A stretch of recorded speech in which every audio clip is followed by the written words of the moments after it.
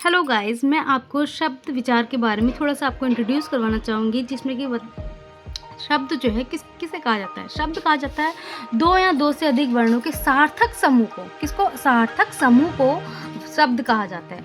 अगर लिखा हुआ है, वर्ड जो है आगे-पीछे लिखे हैं, वर्ण आगे-पीछे लिखे हैं, उसका कोई मीनिंग नहीं निकलेगा। अगर म क ल है, क्या मीनिंग निकला? कुछ नहीं। अगर वहीं कमल लिखा है तो उसका एक मीनिंग निकलता है। कमल मतलब क्या होता है? एक फूल होता है, ठीक है? तो ये इसको हम शब्द कहेंगे, शब्द जिसका सार्थक मीनिंग निकले।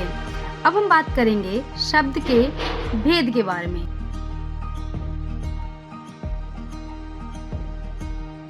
शब्दों का वर्गीकरण 4 भागों में किया जाता है। पहला, उत्पत्ति के आधार पे, अर्थ के आधार पे, रचना के आधार पे और प्रयोग के आधार पे।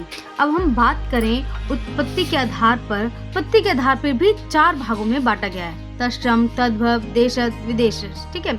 अगर हम इसकी डीपली में बात करें, तत्सम शब्द कौन से होते हैं? जो संस्कृत से आए हैं और संस्कृत के रूप में ही प्रयोग किए जा रहे हैं, उसको हम तत्सम कहते हैं। तद्भव जो संस्कृत से आए हैं लेकिन उनका हिंदी रूपांतरण हो चुका है, वो हो गया हमारे तद्भव। देशज जो देश विदेश, जो हमारे देशी शब्द हैं, ठीक है, वो होते देशज। जैसे गांव देहात क्षेत्रीय से आते हैं, उनको हम देशज बोलते हैं।